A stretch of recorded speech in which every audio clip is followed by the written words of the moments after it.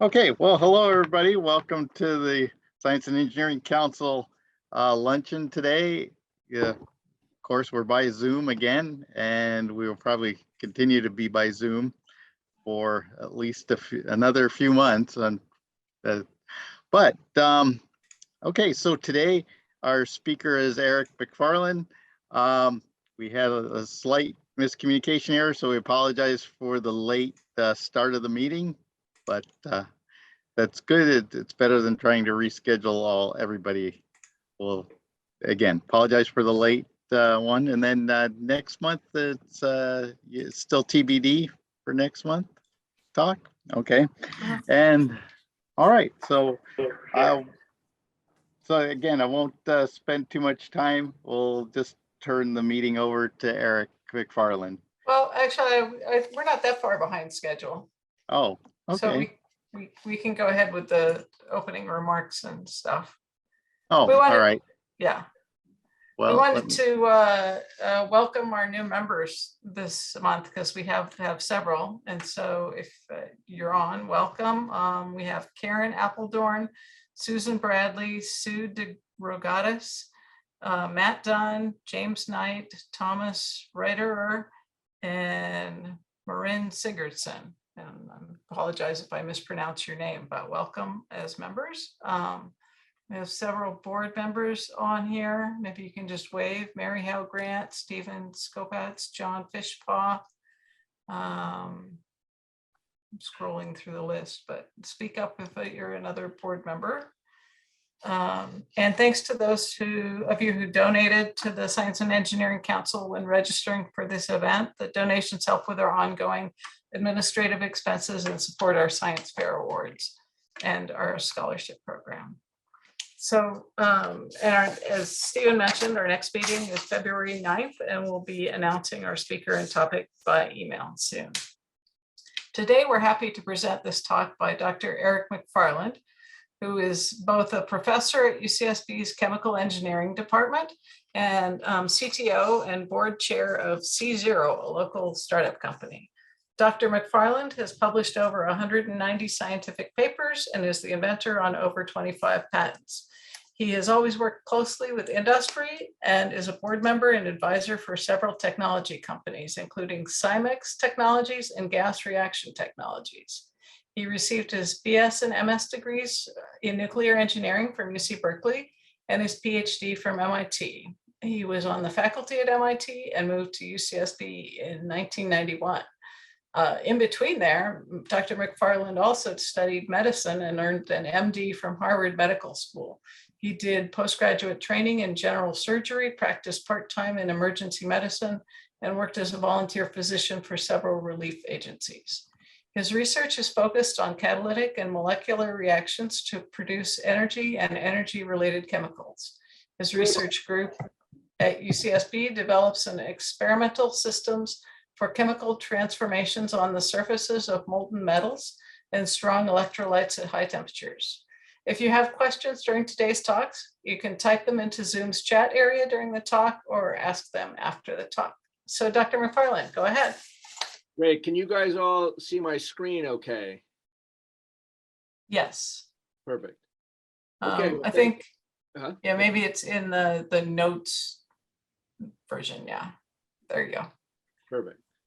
All right. So today I'm going to talk about how one might be able to use fossil resources to make a transition to what will undoubtedly be a fossil-free future. And I'll talk about how our work fits into this bigger challenge. Give you a little bit about my take on sustainability and what all that all means. And please, by the way, I can't see the chat in my screen right now, so just speak up and ask a question if you want to ask one. So let me just start by saying that global prosperity has to do with use of fossil fuel combustion. No matter how you slice it, all of our lives have been made better by combusting fossil fuels. If it wasn't for the carbon dioxide, we would use fossil fuels much like we use other natural resources, but the CO2 is a problem. The other problem is the fact that we only have a certain amount of fossil fuels. and we have to somehow feed an enormous global economy and provide the energy required to do that. In the future, it's going to be impossible to use fossil fuels. They're finite, they will be consumed. So there is no future that depends on fossil fuels. Now, interestingly, before I was born, King Hubbard, who was a geochemist at Shell, in 1956 predicted the end of fossil fuels, again, because they are finite. And at the time, he was a believer that nuclear energy would be the energy of the future once those fossil fuels became too scarce to be used economically. The question is the transition that needs to be taken, whether that's going to occur sooner or later, or more likely later or sooner. We have the increase in carbon dioxide in the atmosphere as a factor that wasn't considered back in the 1950s as being important. In many ways, we can look at this as we're dealing with COVID. We either get the vaccine now or see how things go when we go to the ICU. So we have a more common, more present analogy to the problems that they had to face in those times. Now, interestingly, during COVID, when we had massive reductions in oil use and transportation, very little changed in our carbon dioxide release to the atmosphere. So this was an interesting feature that just simply says driving less isn't going to do it. So for sure, someday, increasingly rare fossil fuels will be too expensive to burn. Probably before then, the CO2 emissions from combustion will cause significant harm to our ecosystem and the people here on Earth. The poor will take the brunt of the damage long before the wealthy. And somehow we have to make this transition from a world today where we predominantly use oil, coal, and natural gas, and some sustainables, predominantly hydroelectric, to a world someday in the future where we'll use more energy because there'll be more people living better, and a large fraction of that needs to be from fossil-free resources. Now, none of those are new. None of the technologies that we have to work with are new technologies. They've all been around for a long time. Solar panels were produced commercially in the 50s and 60s. So there's nothing new on the horizon. So we're not going to bail ourselves out by some new technology. We've got to use what we have. And right now, our plan A is to just kind of think about the problem, hold meetings, IPCC meetings, and so forth, try to increase efficiency and increase slowly the non-fossil power generation. So we had to figure out a way to get from where we are today to the future. The end point is certain, though. There's no debate about the end point. We will have finite amount of fossil fuels. The question is how painful, how long, how unfair it will be to reach the end point. And that's going to depend on, unfortunately, largely on the wisdom of our leadership, which is us, of course, because we elect them. Now, probably we're going to take a wait and see approach where we're going to wait and see until things get particularly bad. And at the last minute, when we have no other choice, we'll do what needs to be done. That's a particularly problematic approach because it won't be by any means efficient. If we do everything today that we'd like to do, that might be too expensive. And most likely what we'll do is not really know what we want to do and change our mind with each passing year and eventually meander to the end of the story on some random pattern without using a wise long-term plan. So whatever our future energy infrastructure looks like, it's going to be very different than today, and it's going to require massive infrastructure changes requiring decades and trillions of dollars of investment. Now, hydrogen will always be critical to commodity chemicals.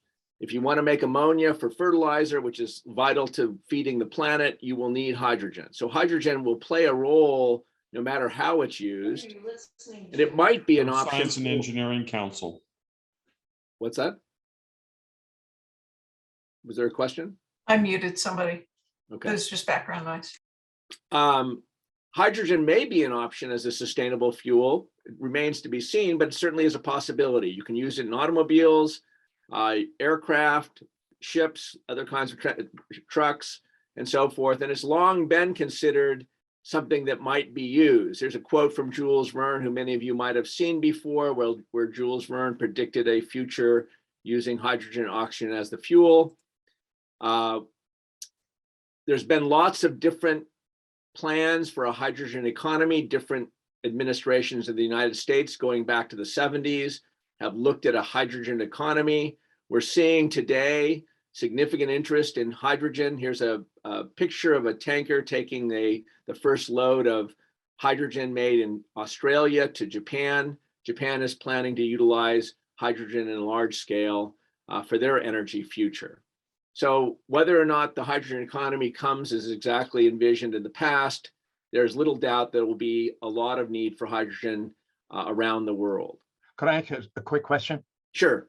What's the kind of like garden variety achievable hydrogen pressure for things like cars and other types of mobile uses?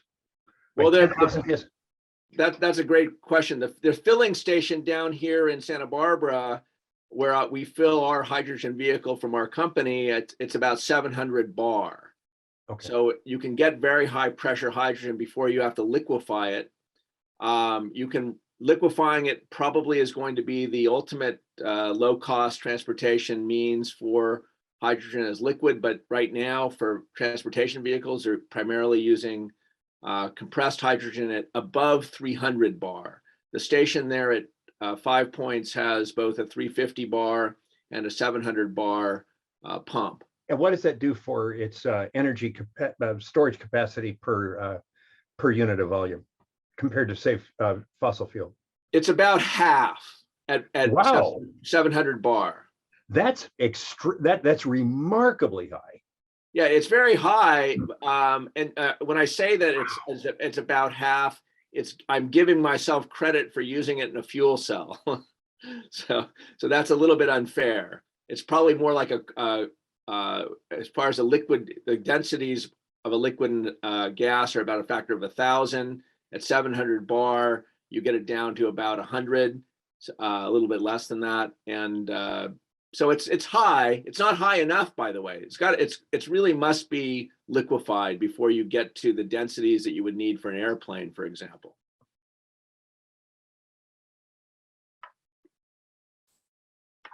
So hydrogen energy, and I've been working in the DOE hydrogen project program for almost 30 years now. And it's always been the same story. It's always about low cost production. There's no way around it. If we can't produce hydrogen at a price that's low enough to burn, we're not going to burn it, and we're not going to use it for fuel. Now, all chemical production converts feedstocks to products in a process. On Earth, the only feedstocks for hydrogen are fossil hydrocarbons, biomass, and water. Those are the only choices that we have.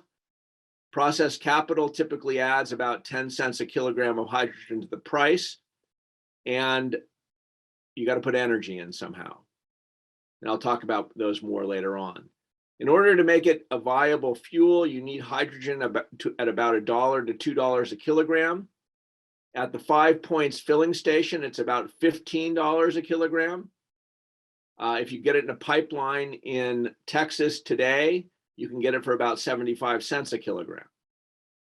So in order to have a large utilization of hydrogen as a fuel, the price target is between $1 and $2 a kilogram.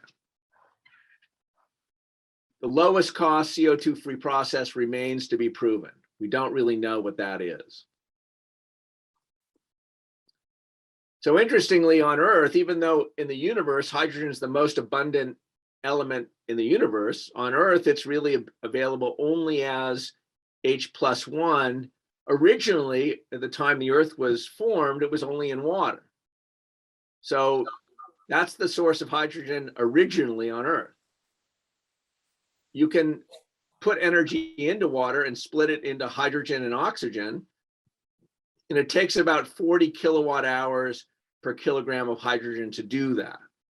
So at typical prices of 10 cents a kilowatt hour for electricity, for example, you're already spending $4 a kilogram for hydrogen if you're using water as the feedstock.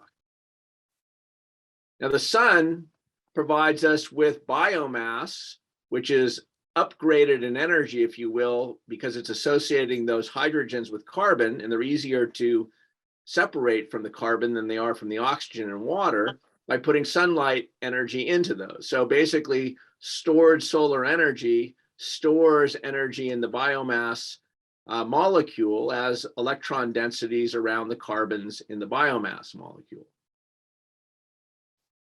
Further processing in the earth raises the energy up to things like methane or other fossil fuels, so that the energy associated with those molecules, the potential energy used as fuels, is increased by processes that we didn't have to pay for.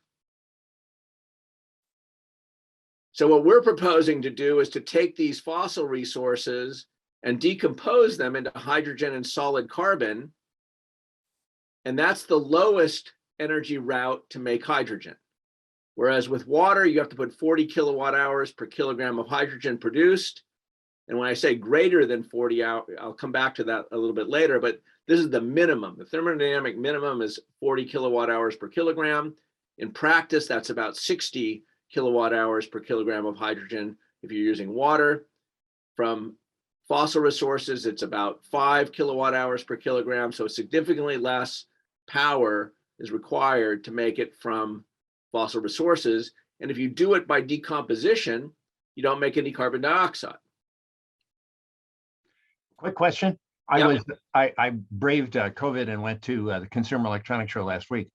There was a, I have the notes, I don't have them here with me, but there was a Korean firm of multi-part technologies that is making a lot of noise about using plastic waste as a source. And I don't know what the suspected inventory of plastic waste is, either historical or on an ongoing basis after the stuff that's lying around has been consumed. But where is typical, and there's obviously at least 9 plastic molecular species that are important, but on an average basis, do you know where that falls on that vertical scale on the left side of your diagram? It's close to oil, which is about both oil and these heavier hydrocarbons, which I'll include plastic in. Those are all easier. So it's less energy, but more carbon is produced per unit of hydrogen. And I'll come to this a little bit later, but since we're producing solid carbon and we have 2 products, you have to manage the carbon. I'll just tell you an aside right now, I do think that there is an oil price where oil makes a lot more sense to use than natural gas, and that's a different point, but they're all a lot lower than when you take the hydrogen from an oxygen atom. That's the bottom line. And you could use plastics. There's no doubt about that. Unfortunately, plastics have a lot of impurities in them that are difficult to manage in a real process. Right. Thank you. So we survive by using our natural resources. So it's not unethical in some ways to use fossil fuels. They're not evil or anything. They're things like we use all kinds of natural resources all the time. It's whether we use them wisely or not. That's what we have to make a decision about. So we have the tools and resources to make the transition to the future that doesn't rely on fossil fuels. And hydrogen's only going to be important if we can make it cheap enough to burn. To get there, it might be a smarter strategy to make use of our natural resources a little bit better until they become too expensive. So one prediction I'll make, and I'll go out on a limb here because predictions are always wrong, and I probably won't live long enough to see this one, but methane will be the most important molecule for this country, certainly in many other countries as well, for the next century. We consume about 30 trillion cubic feet here in the US. We have about 100 times more available for recoverability that's recoverable. We have 500 trillion cubic feet that are proven. And around the universe, if you want to look everywhere else, there's lakes the size of the Great Lakes made of liquid methane on, for example, Titan, the moon of Saturn. So there's lots of methane available. just as an aside, methane was actually discovered by the same guy who invented batteries, Alessandro Volta, when he was poking around in the marshes of northern Italy and found this gas that was flammable and isolated methane. So lots of methane's available. One real problem that's something that you'll read a lot about is the fugitive emissions. And I was just on, the reason I almost missed this call, I was on a DOE panel talking about these fugitive emissions from natural gas production. Right now, they're a problem because the natural gas industry and the oil industry are not penalized for releasing methane when they produce gas and oil. It has to be reduced to less than 0.5% of production. And it can be, and this is the word hot off the press from the oil industry, is they can reduce it down to about 0.1% of production if they're forced to. And so we have to do that. We have to tax them, because if we don't do that, if we use more natural gas or other hydrocarbons to produce hydrogen, the fugitive emissions from this production is going to outweigh the environmental consequences of the CO2. So this is a must-have. It's just not been forced on industry, and so they're not going to do it until they're forced to do it. At the end of the day, methane leverages nature's processing of basically CO2 at no cost to us, and makes methane really the lowest cost source of hydrogen. So as we sit here today, the potential sources of zero CO2 hydrogen include what's used today to produce hydrogen for the world, which is called steam methane reforming. It uses what's called the water gas shift reaction, but basically it takes methane and water, reacts them together, and you form hydrogen and carbon dioxide. To make it zero CO2, you have to capture and sequester that CO2, which costs more money and uses energy. But today, as we sit here today, there's no penalty really for releasing CO2. So this is where the world gets hydrogen. This is a process that allows you to produce it for under $1 a kilogram for commercial uses. Could I ask you a question? Yep. I don't know how long your presentation is. You may be getting to the punchline 30 minutes from now or 2 minutes from now. But in the moment, there are some huge fossil fuel infrastructure discussions going on throughout the United States as well as the world. How many LNG takers, whether dirty natural gas pipelines have to bypass New York State, West Virginia, sitting on a bonanza. So has there been any, like, you're promoting hydrogen from methane, has there been any like look down the tunnel? It's worth having these infrastructures. Well, that's a great question. And let me, right now we have an enormous infrastructure, right? In the United States, there's more than 2 million miles of high pressure natural gas pipelines. There's enormous infrastructure for handling LNG. We have a lot of infrastructure that's there. However, in the future, we're definitely going to need new infrastructure. And if we're going to have hydrogen infrastructure, the best way to have the money to build new infrastructure is to make hydrogen with the cheapest technology, to get the infrastructure in place so that as time evolves and we evolve to using nuclear power or other sources of making hydrogen, then we can put into that infrastructure low cost, zero CO2 hydrogen forever. So it's really I'm talking about the transition. And the infrastructure we have now, using that as wisely as we can, using the fossil resources that we have now as wisely as we can to get to a future that will not have fossil fuels with it. And so the infrastructure is a critical part of all of this. Are you going to talk about ammonia? I won't talk specifically about ammonia, but ammonia as a fuel has certainly been considered. It has the same heat of combustion as methanol. It makes a good liquid fuel. There's been vehicles, you can buy one in Korea right now that runs on ammonia. The X-15 jet fighter flew on ammonia. So ammonia as a fuel is certainly a good option. If you have the hydrogen, you have the ammonia. The price of making ammonia is the price of hydrogen. So it all hinges on low cost, low CO2 hydrogen. So the other way that people are talking about making hydrogen is through electrolysis from water, which ultimately in the distant future, when we have low cost nuclear electricity, we can use electrolysis and use the 40 megawatt hours per kilogram of hydrogen to make it. It just takes a lot of power. And certainly this is a option. And right now you'll see in the news a lot of so-called green hydrogen projects. Unfortunately, they're not really green because the energy that you're using is coming from a grid that isn't zero CO2. So it's not quite there until we have that energy available. We can't really use electrolysis. It also requires the cost of electricity to be very, very low, which it is not. And finally, what we're interested in is, can we use methane or other hydrocarbons as the source of the hydrogen using the least amount of energy per unit of hydrogen produced in the short term and just burying the carbon? So that's for a transition period, while natural gas and other hydrocarbons are at low price, this is the lowest cost route to make hydrogen. So you'll see a lot of things about the colors of hydrogen. So-called green hydrogen requires electricity that has no CO2 associated with it using electrolysis. That's the target in the end. There's yellow hydrogen. Turquoise hydrogen is what people call pyrolysis.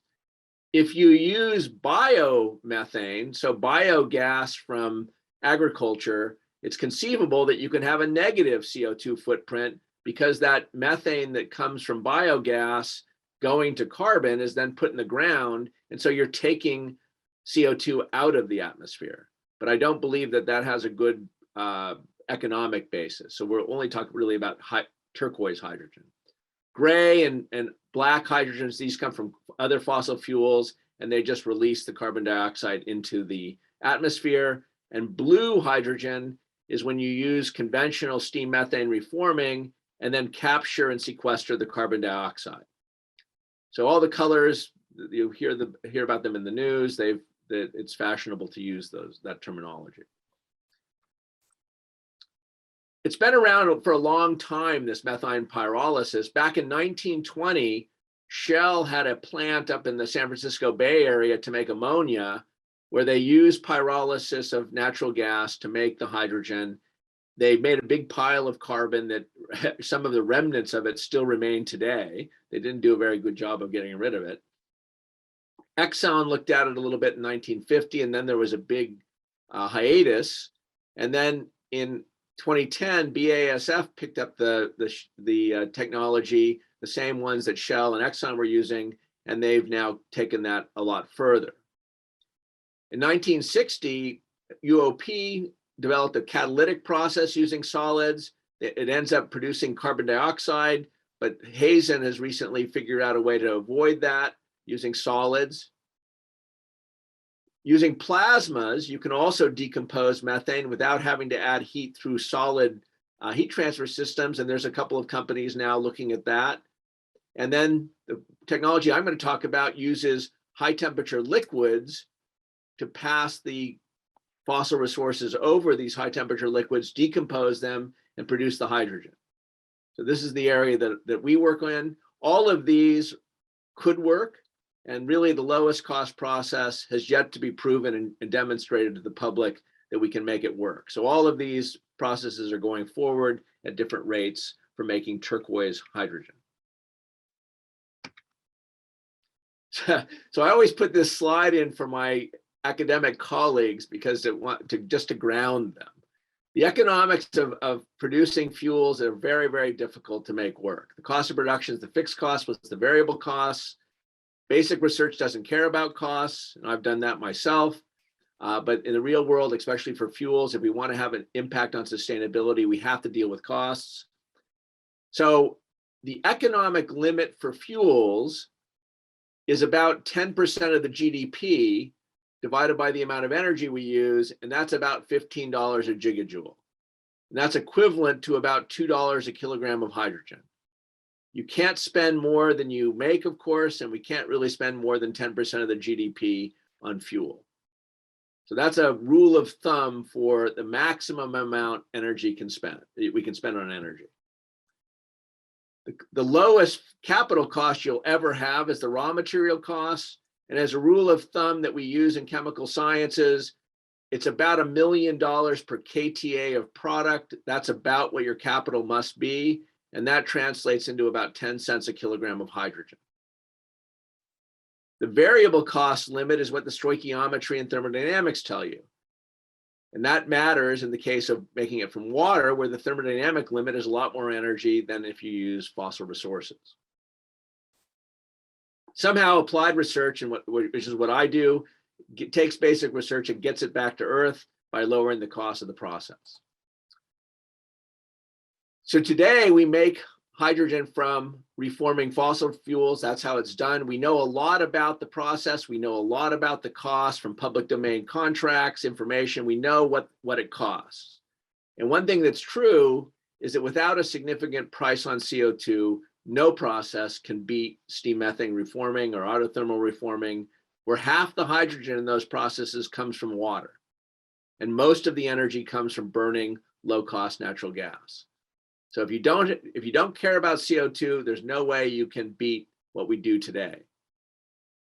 However, if you care about CO2, decomposition processes for methane and other hydrocarbons could compete. It all depends on what the price is on CO2. All of the processes that can possibly exist for using natural gas or other hydrocarbons have the same basic steps in them. The key is that how do you get the heat into these reactors at very high temperatures to decompose these molecules? That's where the trick comes in, and that's where the technology comes in. You've got to use very high temperature reactors to get the rates to be high, and you need to get the heat in at these high temperatures, and that's difficult. So the way we work is we use a technology that uses molten metals and molten salts, and we bubble the natural gas through these reactors, and the chemistry occurs inside the bubble. So we decompose the molecules inside the bubble, both in the gas phase, just by virtue of it being hot, but also on the walls of the bubbles through catalytic chemistry that is involved the gas and the liquid interface. So there's surface chemistry and there's gas chemistry. And in the end, you go from methane gas to intermediate molecules like polycyclic hydrocarbons, and eventually to soot, or this solid carbon that we can throw away. So we look at both molten metals and molten salts. It's interesting, and this is sort of all lab stuff, but it's quite involved in actually how you do these experiments at these high temperatures. This is on the left here, you see transparent salts with just bubbles of argon going through them so you can see through them. With metals, they're not transparent, so you can't see the bubbles in a liquid molten metal bubble column. But basically, it's pretty simple in principle to do this in the lab. What are the metals that, I don't want to have the cook give away the recipe, but what? No, we'll tell you some of the recipes. So here's some work done by one of my graduate students, Chess Upham, who did a beautiful survey based on theory of what metal combinations would make very active catalytic metals. So here he found that nickel bismuth alloys were much more active than other things like bismuth by itself, which is inactive. Nickel is very active, but it's a solid and doesn't melt. So by combining different metals, we were able to find compositions of these metals that were extremely active for pyrolysis. I work with Horia Metu. Professor Horia Metu at the university is an outstanding theorist, and a postdoc of his, Professor Vishal Agarwal. And what they did is they showed why it was that these bismuth atoms in these melts were in fact being activated by nickel. Intuitively, you would think it was the nickel that was doing the work for the chemistry, but in fact, it was the activation of the bismuth itself by the nickel that let the bismuth do the work, which was surprising to us. And Clark Palmer, a graduate student, did some work showing why all that happens. We did similar work on copper. So copper bismuth alloys are also extremely active. Copper indium is reasonably active. We found a number of alloys that when mixed together, they were active, whereas their the host metals like copper is very inactive and bismuth by itself is very inactive. But when you mix them together, they have this surprising activity. We also looked at multi-component molten salts. So if you take just sodium chloride or sodium potassium chloride mixtures, they're relatively inactive. You have to go to very high temperatures to get the activity to be very high. But when you add small amounts of transition metals like iron or manganese, you can activate these salts so they produce much more carbon and hydrogen per unit time than with the salts themselves. Another important part of the process was the kind of carbon that you would make. Making graphitic carbon means that you might have a more valuable product than just something that you throw away. That you can use these graphitic carbons in batteries and other applications. So it turns out that some of these specific combinations of salts give rise to a more valuable carbon product. So we found all kinds of different things. We're working on this for a long time. So we can make all kinds of different carbon morphologies under different melt conditions and different conditions of the reactor. So we think we have some control over what the carbon looks like. The pathway, it turns out, and this is where the interesting science is, and how you go from the methane molecule through these intermediates, interacting with the surface of the melt or solids that are present, and how they form these final carbon isoforms. This is really the interesting part of the problem from a chemical scientist point of view, is how we can design these end products of carbon that can be more useful than just simply something we throw away, even though our economics are done based on the fact that we would just take that carbon and landfill it. Now, in our work, we've screened many, many different melts. We found many that are scalable. I want to just point out here on these two, the contrast. What you see on the left-hand side is a molten metal where you can't see through it. The carbon accumulates up on the top because it's light. Same thing is true with the salts, but the salts actually have this unusual color change, which is a detail that I won't go into, but this ended up causing a lot of complexities when you try to scale up a molten salt process compared to a molten metal process. So we found lots of things with very high activity, which are down here in the lower left-hand corner, but many of those things that are extremely active end up producing melt systems that are very difficult to get the carbon out of. The less active they are, they tend to make a carbon that's more easily recoverable. And ultimately, both of those things matter in trying to build a commercial system. So we make a lot of carbon. So we have to figure out a way to handle it. So these two movies that you're seeing, one's showing you molten salt where we filter the carbon out of the melt. And on the right, you're seeing fluidized carbon coming off the top of the molten metal that's being captured in these cyclones, which take the gas and separate the solid from the gas and collect it down in the bottom of these glass tubes, which you can see down here, the collection of carbon. So we've got to collect a lot of carbon and manage a lot of carbon. At the end of the day, when you're making 1 gigawatt of power, which is a relatively small power plant, that's 1 million tons per year of carbon. The world supply of carbon for products is only 50 million tons per year. So that's only 50 gigawatts of thermal energy, which isn't a lot in our overall energy needs. So our view is that you're not going to be able to address the carbon market with this product. You might be able to put it into building materials like concrete or asphalt, road materials, but in the end, you're probably going to have to pay money to landfill it. And that can be done safely because it's going to, and I'll show you my little cartoon of our view. Our view is what we do today is we pull carbon out of the ground, we take it to a coal plant and we burn it. What we want to do is reverse that carbon flow, make clean hydrogen from pyrolysis of these hydrocarbons, take the carbon and refill the coal mine that the last generation built by the new generation of carbon handlers. So we founded this company, C0, a spin out from the university. This is here in Goleta on Ward Drive. the basic idea that we've sold to our investors is that we can access the hydro and hydrocarbons. So if you look at the energy and combustion, 60% of that energy is coming really from the hydrogen portion of the hydrocarbon and the 40% from the carbon. If you give that up, you then give up your CO2, but you now have zero emissions from the other 60%.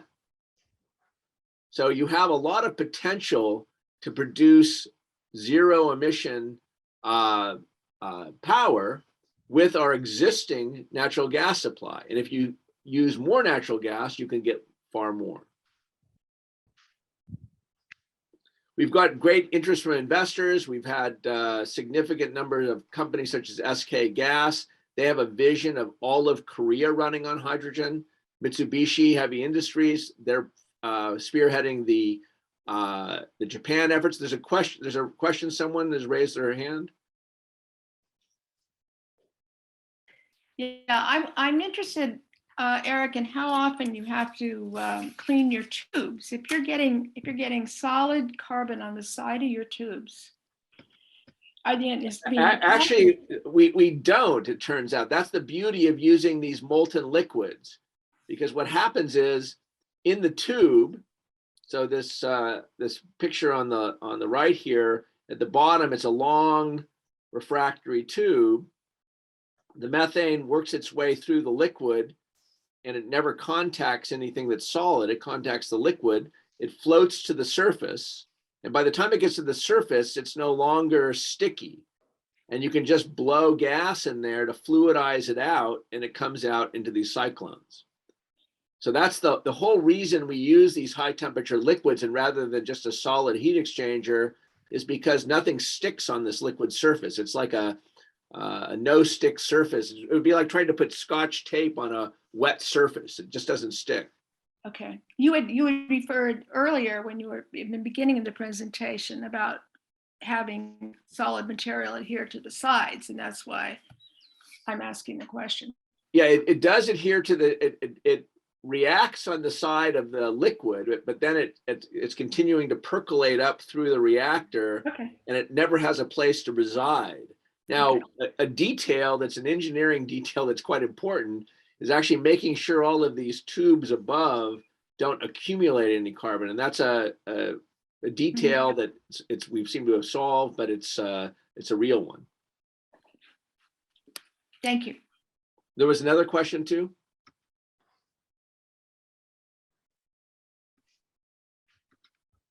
Okay, so anyway, we've managed to get a lot of interest from experienced oil and gas companies as well as investors.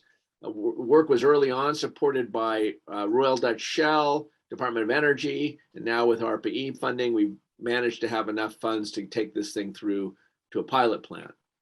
I'll just comment, we have a great young team of people. Many of these people were undergraduate students of mine long ago, and I've kept tabs on them. So we've got just a terrific team. It's hard to keep up with them. They're all super smart. Here's where our facility is on Ward Drive. Many of you have probably seen this building. Inside, we have a lot of capabilities to do lab work. We were able to do fairly large scale experimentation. We have some outside space where we're building a small pilot unit. So we can do a lot of things ourselves at C0. We've run this process at pressure up to 20 bar. These are metal cyclones, so you can't see through them, but the same idea that you saw in the movie. So we can do this at high pressure. And if you think about it, if you're at 20 bar rather than 1 bar, you're producing 20 times more carbon in the same bubble. So this thing really makes a lot of carbon. If we use biogas, we have the opportunity to reverse climate change, if you will. This is what people like to say. It's not really the same thing, but nonetheless, if you use biogas from biomass and dispose of that carbon underground, you're effectively sequestering carbon. So it's an opportunity to do a lot more good in terms of environmental remediation. Right now, our economic target is about $1.50 a kilogram. It's quite sensitive to the value for the carbon. For our economics, we assume we have no value. They'll probably will have to pay to dispose of it, maybe $50 a ton. It's also very sensitive to the natural gas prices. Right now, they're around $4 a million BTU or gigajoule. At $6, we're still okay. We're still below $2 a kilogram. There's also a premium on avoiding CO2, which we'll be able to benefit from many of these programs that give you credit for CO2 avoided. So it's basically buying credits. I had a We question. Yep. So the solid carbon, whether it's dust or waste, I know there's a body of research like Cal Poly and maybe some other places, not so much the UCSB materials people, to make graphene out of it, and that has a value. That's a great question. And there's a big effort out of Rice University on finding better uses for this stuff. Our carbon as made in our commercial scale reactor technology is not making graphene. It makes a relatively amorphous carbon that's probably good for an absorbent. It has a pretty high surface area, but it's not graphene. It's not nanotubes. It's not the kinds of things that people talk about. Now, I will point out that the markets for those kinds of materials are tiny. The only market that can absorb the volumes of carbon that we'll be producing are building materials, and basically that's it. If it doesn't go into a building material, something on massive scale, the market will be so small that we won't be able to make the kind of difference that we'd like to make in terms of emission reduction. We don't depend on a carbon tax necessarily. We can make the economics work with no carbon tax at all. And there's lots of people that care about that. So people, if you're in the oil refining business, if you go to the Chevron refinery in the San Francisco Bay Area, their biggest CO2 emission is in their reformer, which makes hydrogen for hydrotreating at the refinery. These guys have a big problem, especially in California, and our technology can replace their reformers. People like SoCalGas want to be able to move gas, and they want to be able to say that they can blend in hydrogen to their pipeline, that their natural gas is going to go to hydrogen. All of those things will allow them to continue to operate in California, where the state is becoming increasingly hostile to natural gas. And then there's big companies like BASF that are doing it primarily for voluntary reasons, where they're lowering their CO2 footprint without a mandate, but they're doing it because they're good citizens and want to appear to be good citizens.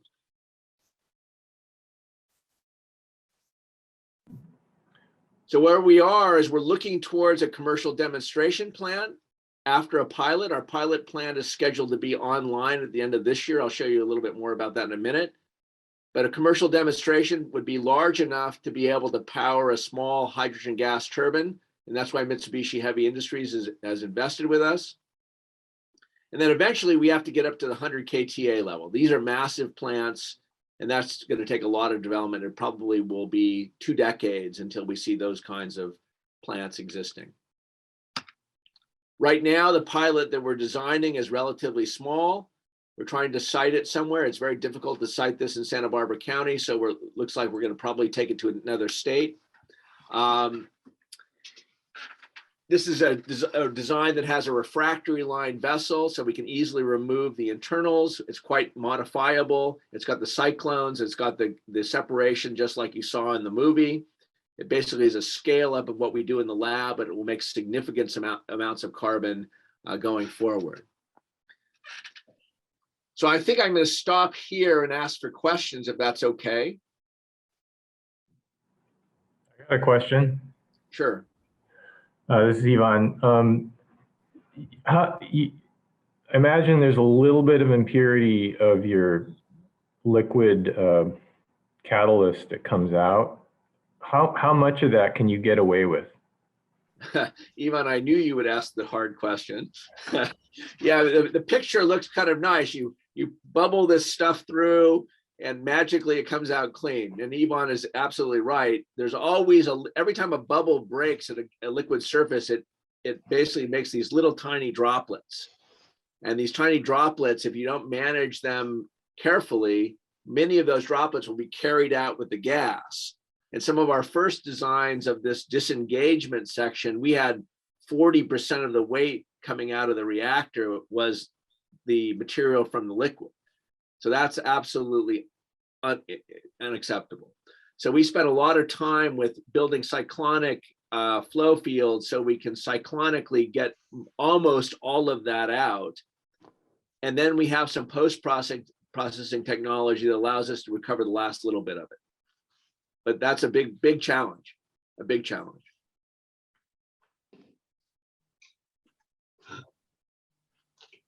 Thank you. And another question, I noticed that New Mexico is really trying to catch on to hydrogen with their natural resources, as well as, they have some CO2 domes that they could pump stuff down. Have you guys up New Mexico? We have actually, we were thinking about putting our pilot plant there in a place in Farmington is called, where a number of the natural gas pipeline folks have a hub. And we actually thought about that as a really good location. Right now, our leading candidates, however, are North Dakota and Texas. It's just easier to build this kind of project in those environments. Our hope is that California can understand that we actually can use fossil resources that we have here in abundance more sustainably, so that we can use our own resources and do something like this in California. I'd much rather do it here, but we right now don't have that kind of political acceptance. David Kramer, you have a question? Thanks, Yvonne. Yeah, I have a question about the market. So I'm sure in the short term you can find buyers for your hydrogen because it's quite valuable. But in the medium term, as this scales up, you got to sort of look at which sectors of the economy are able to consume hydrogen. It looks like electricity generation is going to be all renewable. They're driving out fossil fuels for generation right now. The coal is almost gone. Gas is definitely under pressure. Surface transportation is rapidly electrifying, with the exception of shipping. And it seems like heating of the existing building stock would require enormous retrofit expense to utilize hydrogen. So that's going electric. So that leaves for transportation, aviation, and maybe shipping, and then industrial processes, I don't know, steel. I'm wondering what you see as your market, like what's your beachhead market, and how do you see this scaling to consumption of the output of your company? We already have contracts, for example, with Mitsubishi Heavy. Mitsubishi Heavy is taking over the Utah coal facility that powers most of Los Angeles. That plant, the plan is that will be converted initially into a natural gas turbine power generation station. And with our technology, then it will be hydrogen. So the idea that renewable will be increasing is certainly true, but it cannot ever replace some kind of baseload capacity and have peaking capacity when there isn't renewable available. So under no scenario is really renewable 24/7 realistic. Our market is going to be in large scale electricity generation from people like Mitsubishi, who will take the direct output of our plant into their gas turbines at 15 bar. They've already got gas turbines. They and GE and Siemens all have gas turbines that can run directly on hydrogen, 100% hydrogen. So at high efficiency, at the same combined cycle gas turbine efficiency that they have today with natural gas. So we've already have contracts by our investors who put their money where their mouth is on this. If you look at Korea is committed to hydrogen vehicles through Hyundai. And Hyundai has a partnership with our investor SK to deploy hydrogen vehicles throughout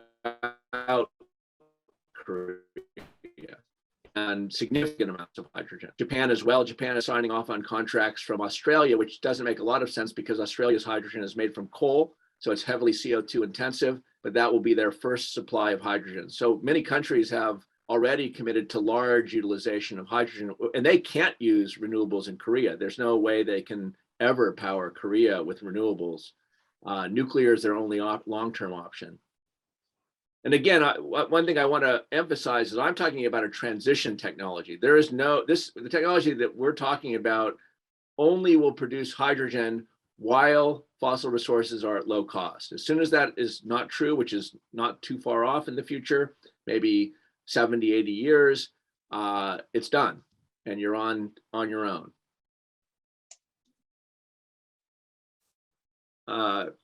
Jeffrey? Oh. Jeffrey had a Yes. question. Quick question regarding sort of your catalyst lifetime or your liquid metals.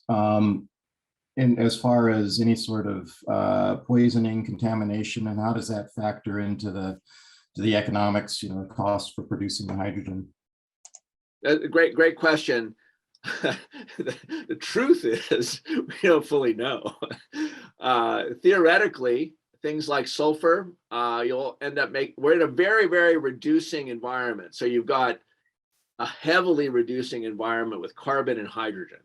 And trace amounts of water, which we've managed, have no effect. Trace amounts of sulfur will go to H2S, which we take out in our pressure swing absorber. The things that we sort of know were likely there, we don't anticipate being a problem. However, there's lots of things that can show up in a pipeline that you weren't anticipating. So I guess my truthful answer is, I don't fully know. Thank you. Question? I'm not able Yeah. to see.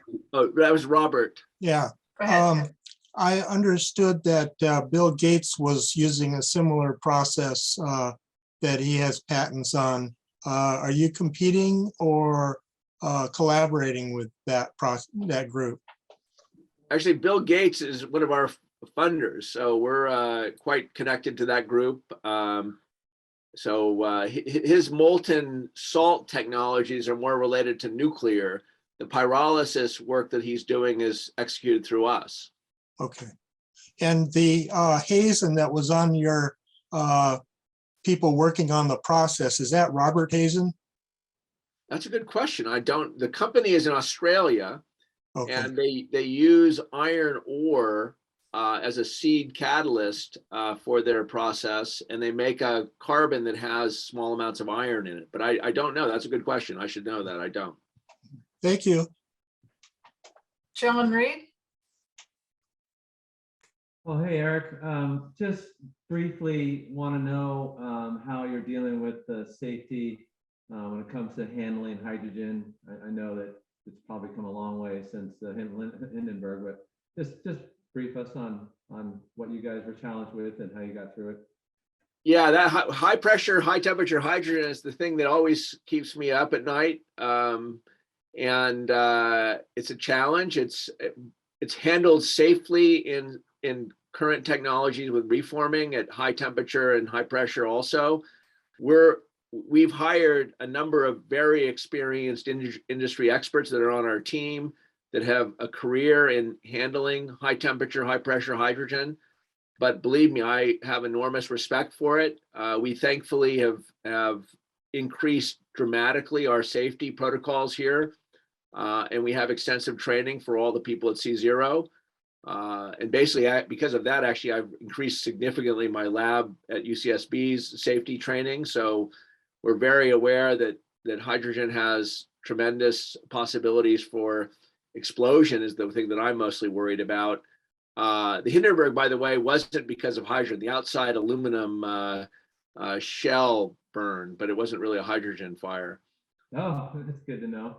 Well, thank you for addressing that. And just want to challenge you on the possibility that we can build a society that doesn't mind less energy at certain moments of time. When you said that renewables can't handle the power that we need as a society, I think, I've got a power outage coming up, on Monday, and I'm preparing for it. And I think we should make the transition to a people that, can do without power if needed to get to this. John, I'm with you on changing society, but I can't even get society to wear a stupid mask. If you want to change society and you can do that, I'm 100% behind you.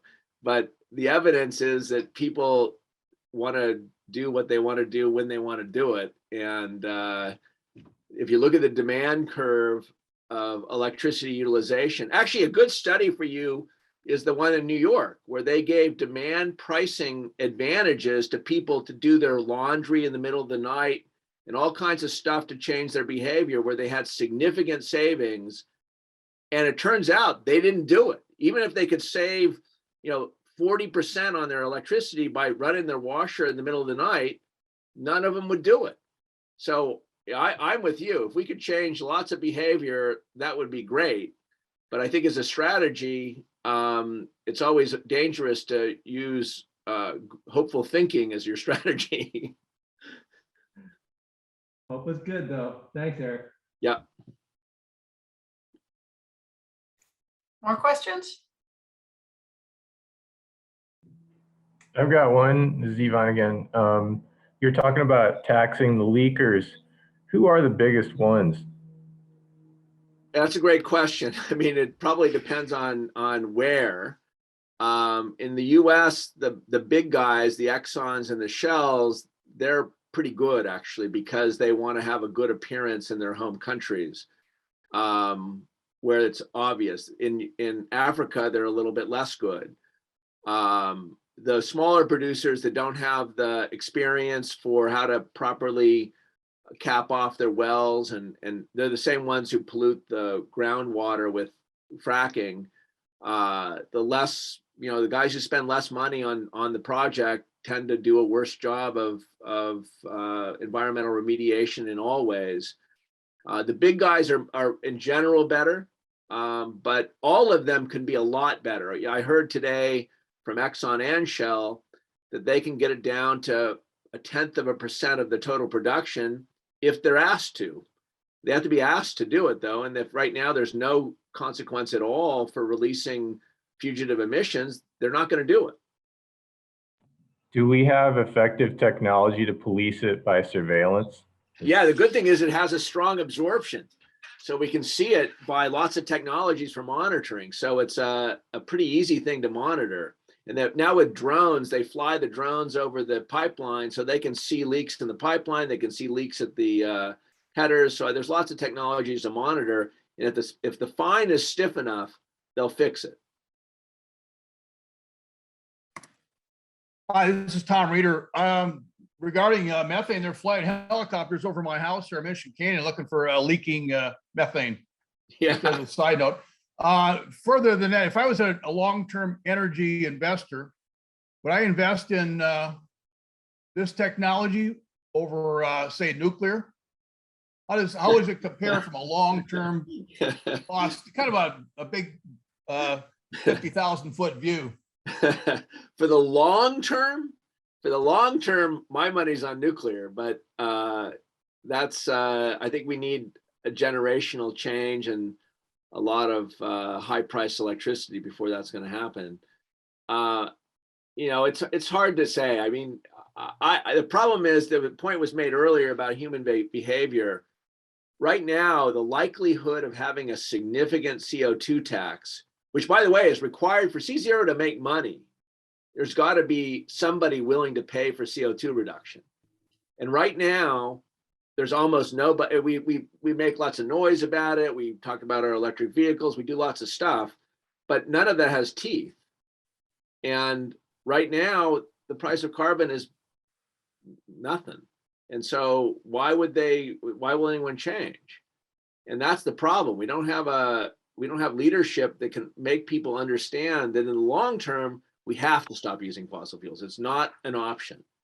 And in the short term, if we're more sensible about how we make the transition, society's pain is going to be a lot less than if we wait until the last minute.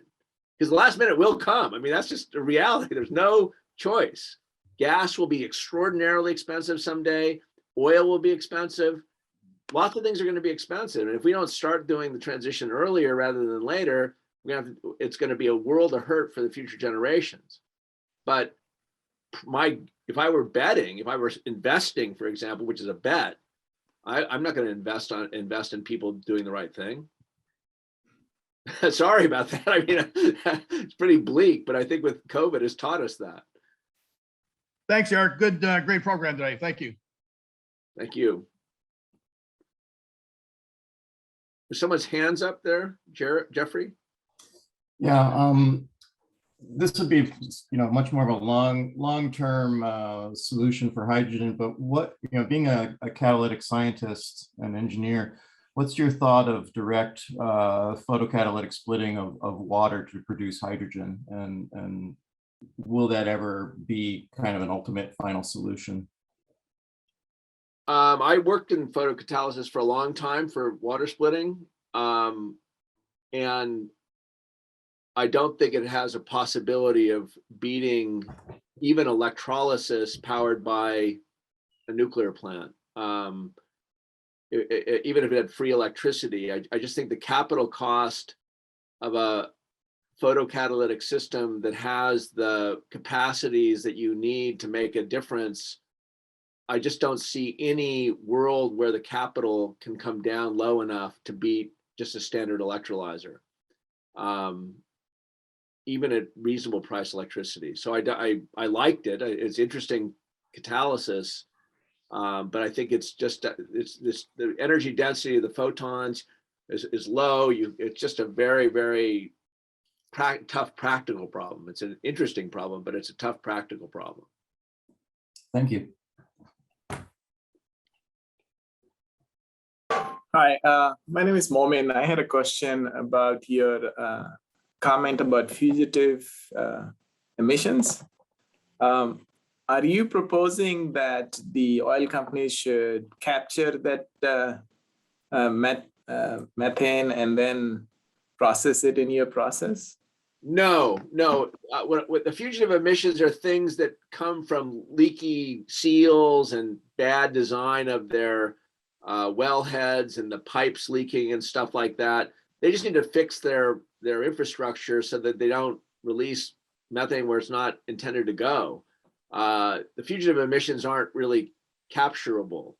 It's too diffuse and not concentrated enough. But they can do a lot. And there's a program called the EPA STAR program, which has been in ongoing for about 10 years now. And the companies that enrolled in that showed dramatic reductions by just maintenance things and pretty simple stuff that they could get the emissions down to very, very low numbers. So fugitive emissions are a solvable problem. We need to put pressure on the oil industry to solve that problem. And without an economic consequence, they won't. Okay, so once we reduce this fugitive emissions, it will basically get burned as fuel down by the consumer. Our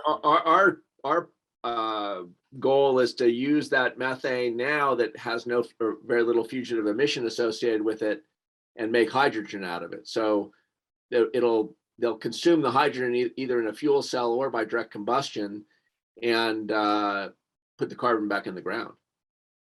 Yeah, thank you.